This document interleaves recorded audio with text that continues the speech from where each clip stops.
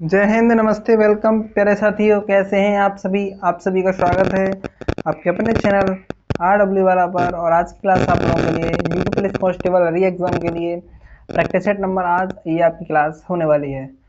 वही बात करें, इस क्लास की फ्री PDF अपने टेलीग्राम चैनल पर आपको प्रोवाइड करा देते हैं। टेलीग्राम चैनल RWA UPP री एग्जाम, ये हमारे टेलीग्राम चैनल का नाम है, इसे आप ज्वाइन कर सकते हैं।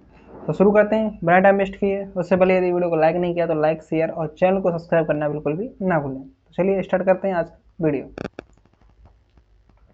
पहला प्रश्न है आपका, कौटिल्य के सप्तांग जो सिद्धांत था उसमें अमात्य को क्या कहा जाता है? तो उसे मंत्री और अधिकारी कहा गया है। बात होगी कौटिल्य विष्णुगुप्त या चाणक्य ने कहा जाता है। अर्थशास्त्र इनकी बुक है। चंद्रगुप्त मौर्य के ये गुरु थे और कौटिल्य पहले घनानंद के दरबार में रहा करते थे। चंद्रगुप्त मौर्य ने घनानंद को पराजित कर 323 BC में मौर्य वंश की नींव डाली थी। कौटिल्य द्वारा 7 सप्तांग बताए गए हैं, जिसमें आपका राजा यानी सिर कहाँ है, यानी सिर, अमात्य यानी कि आंख। अगला पॉइंट आता है आपका जनपद यानी जंघा, जनपद यानी कि जंघा।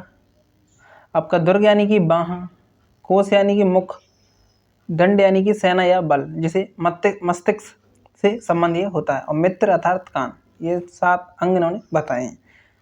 बात होगी, अगला पॉइंट है आपका मौर्य साम्राज्य के प्रांत एवं राजधानी क्या है? तो उत्तरापथ जो कि तक्षशिला थी, अवंती की उज्जैनी थी, कलिंग की तोसली थी, दक्षिणापथ की स्वर्णागिरी, और आपका प्राची की आपका पाटलिपुत्र देखने को मिलती है। अशोक के समय मौर्य साम्राज्य को 5 भागों में बांटा गया था, जो कि इस तरीके से ये यहाँ पर हमने अभी बताया है। ये अशोक के समय बांटे थे और 5 इसके प्रकार देखने को मिलते हैं। चलिए अगला आपका अपना पॉइंट आता है शुंग वंश का। थोड़ा अब स्पीड अप करने हम वाले हैं, तो उसके लिए आपको रेडी रहना है। शुंग वंश की बात होगी। शुंग वंश का जो शासक था वो पुष्यमित्र शुंग था, यानी जो संस्थापक था। अंतिम शासक इसका देवभूति था और इसकी हत्या वसुदेव ने कर दी थी। मौर्य वंश का जो अंतिम शासक था वो बृहद्रथ था, इसकी हत्या पुष्यमित्र शुंग ने की। मौर्य वंश का जो शासक था वो आपका अशोक और बिंदुसार देखने को मिलते हैं। कण्व वंश संस्थापक क्या था? वसुदेव देखने को मिलता है। अंतिम शासक सुशर्मा की हत्या सिमुक ने कर दी थी। अगला पॉइंट, अंतिम शासक कौन था? यानी सुशर्मा था। सुशर्मा की हत्या किसने कर दी थी? सिमुक ने। अगला पॉइंट आपका क्या बनता है? सातवाहन वंश थे। क्या है? सातवाहन वंश। तो सातवाहन वंश के जो संस्थापक थे वो कौन है आपके? तो वो है आपके संस्थापक सातवाहन वंश के संस्थापक। यानी कि यहाँ पर ये थोड़ा सा मिस्टेक होगा। सातवाहन वंश के संस्थापक कौन है? तो सातवाहन लग गया, ये गलत है। अब ये आपको उत्तर देना है कमेंट बॉक्स में कि इसका संस्थापक है कौन। बाकी का कमेंट बॉक्स में अगर मुझे याद रहा तो मैं इसे पिन कर दूंगा, वहाँ से आप इसका आंसर देख सकते हैं। तो चलिए आगे का जो प्रश्न है वो है आपका, वो क्या कहता है? वो आपका दक्षिण में जो राष्ट्रकूट वंश का जो संस्थापक था वो कौन था? तो वो आपका दंती दुर्ग देखने को मिलता है। इसकी राजधानी क्या थी? तो इसकी राजधानी मान्यखेत देखने को मिलती है। वहीं प्रसिद्ध जो कृष्ण जो कि आपका प्रसिद्ध जो कृष्ण प्रथम था वो आपका एलोरा का कैलाश मंदिर का इसने निर्माण कराया था। पाल वंश का जो संस्थापक था वो कौन था? पाल वंश का जो संस्थापक था वो आपका गोपाल देखने को मिलता है। वही बात होगी, गुर्जर प्रतिहार वंश का जो शासक था वो आपका नागभट्ट देखने को मिलता है। और चोल वंश का जो संस्थापक था वो आपका विजयालय देखने को मिलता है। अगले प्रश्न की बात होगी कन्नौज के त्रिपक्षीय संघर्ष की। और जब बात होगी कन्नौज के त्रिपक्षीय संघर्ष की, तो एक पॉइंट आपको जरूर से याद रख लेना है, वो है आपका राष्ट्रकूट वंश में की तरफ से आपका ध्रुव प्रथम थे, गुर्जर प्रतिहार की तरफ से आपके वत्सराज थे, और पाल वंश की तरफ से धर्मपाल देखने को मिलते हैं। और ये यहाँ पर जीत गए थे। ये तीनों के तीनों क्या हुआ था? यहाँ पर ये जीत गए थे। कौन? गुर्जर प्रतिहार वत्सराज जो है इसमें जीते थे। अगले प्रश्न की बात होगी बृहदेश्वर जो मंदिर है वो आपका तंजावर के लिए प्रसिद्ध देखने को मिलता है, जो कि आपका तमिलनाडु का है। चोल शासक राजराज प्रथम ने इसको बनवाया था। अन्य नाम क्या है इसका? तो जो अन्य नाम है आपका राजराजेश्वर मंदिर, इसका अन्य नाम देखने को मिलता है। सरकार के संसदीय स्वरूप का जो मॉडल का जो नाम है, दूसरा नाम क्या है? तो वेस्ट मिंस्टर देखने को मिलता है। ये किसने किसने इसका नाम रखा था? तो ये ब्रिटेन की संसद थी, ब्रिटेन की जिस स्थान को, उस स्थान के नाम से यहाँ पर, यानी कि जो ब्रिटेन की संसद थी उस स्थान का नाम ही वेस्ट मिंस्टर देखने को मिलता है, तो वही नाम इसको दे दिया गया। अगला पॉइंट आपका, ब्रिटेन के संविधान से हमने संसदीय व्यवस्था ली है।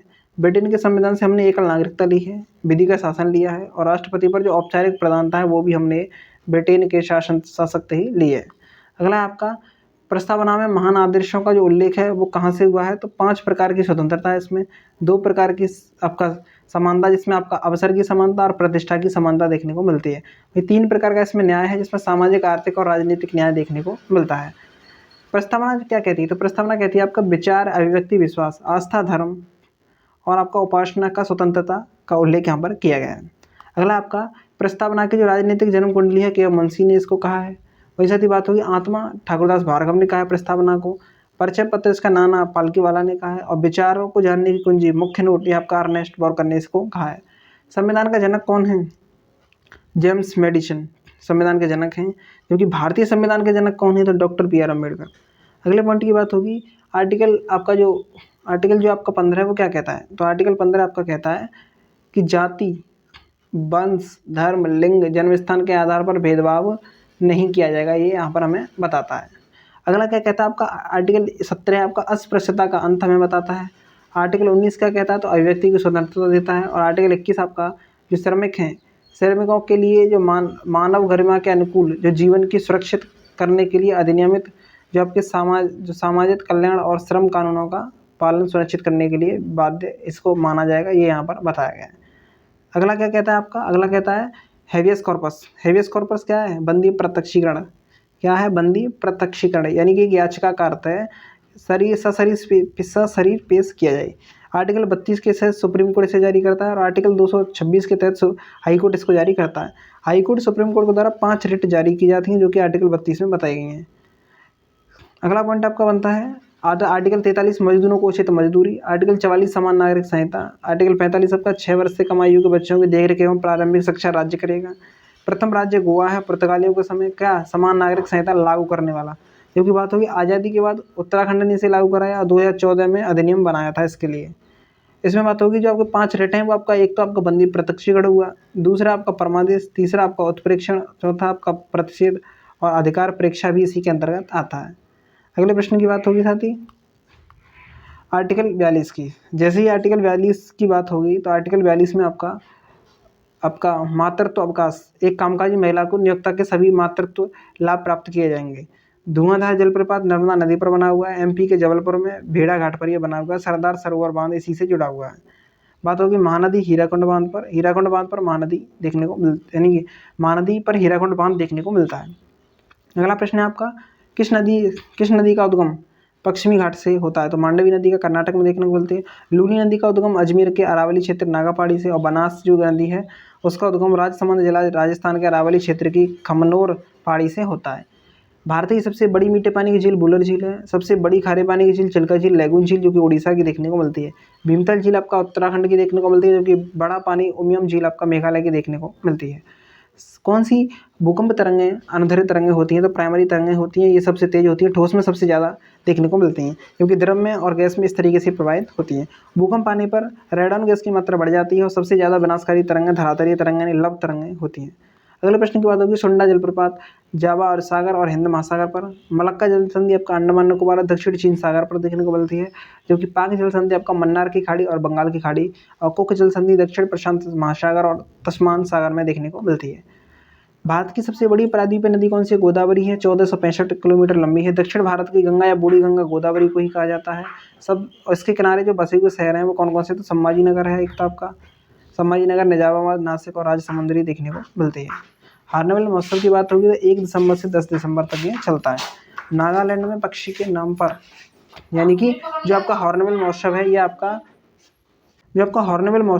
आपका नागालैंड में एक पक्षी है उसके नाम पर यह त्यौहार बनाया जाता है और हॉर्नबिल को इसी त्योहारों का त्यौहार भी कहा जाता है।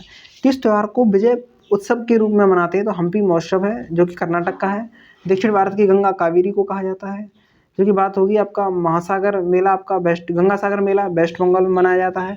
पुष्कर मेला राजस्थान और कोणार्क नृत्य आपका उड़ीसा में मनाया जाता है नृत्य महोत्सव। कंदरिया महादेव मंदिर आपका खुजराहो एमपी में है।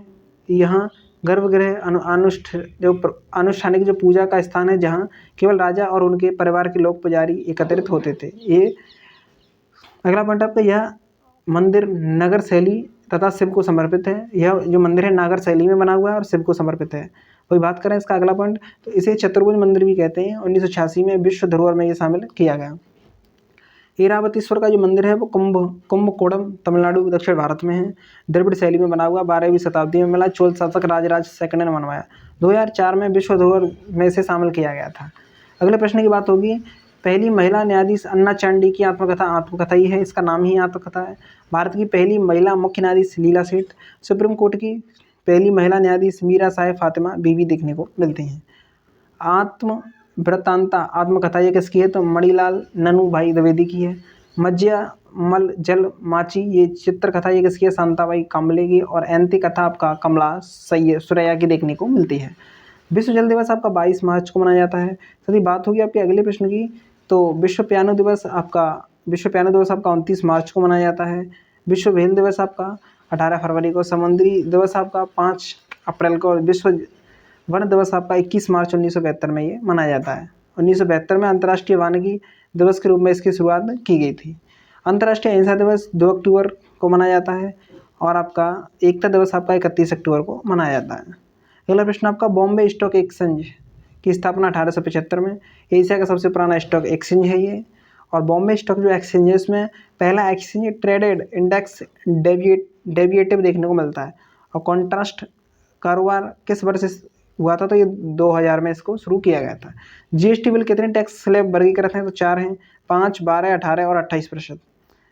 बात की जाएगी आपका 101वीं संविधान संशोधन 2016 से ही आया। 1 जुलाई 2017 को ये लागू हुआ। सोने पर 3% जीएसटी जो जीएसटी में नहीं है, यानी कि सोने पर जो है 3% जीएसटी है, लेकिन ये जीएसटी में नहीं आता, यानी कि ये जीएसटी में इसका प्रतिशत नहीं दिया गया, लेकिन सोने पर 3% जीएसटी लगता है। इसके बारे में अब अगला है आपका WPL, यानी जो वुमेन प्रीमियर लीग हुआ, इसमें आरसीबी जीता है। 16 साल में पहली बार आरसीबी ने ये खिताब जीता है किसी भी आपके IPL में और WPL में। श्रेया पाटिल को पर्पल कैप मिला और एलिस पेरी आपका ऑरेंज कैप रही हैं। इसमें अरुण जेटली स्टेडियम में दिल्ली कैपिटल्स को इन्होंने हराया है। अगला पॉइंट आपका, एशियाई खेल की शुरुआत 1951 में की गई। हांगझो एशियाई खेलों में भारत दल का जो ऑफिशियल स्पॉन्सर है वो किसे बनाया गया, तो अमूल को। ये खेल 2022 में होना था, लेकिन ये आपका 2023 में हुए हैं अब। अगला आपका, भारत रत्न 2024 MS स्वामीनाथन हरित क्रांति के लिए। चौधरी चरण सिंह किसानों के नेता। PV नरसिम्हा राव आपका कौन है, विदेश नीति के लिए इन्हें मिला है। और लाल कृष्ण आडवाणी को और आपका कर्पूरी ठाकुर बिहार के पूर्व CM हैं, इन्हें यहाँ पर भारत रत्न से सम्मानित किया गया 2024 में। तो यहाँ पर आपके जो प्रश्न आपके कंप्लीट होते हैं। वीडियो अगर अच्छी लगी है तो वीडियो को लाइक शेयर, चैनल को जरूर से सब्सक्राइब कर लें। Thank you for watching video. जय हिंद, जय भारत, वंदे मातरम।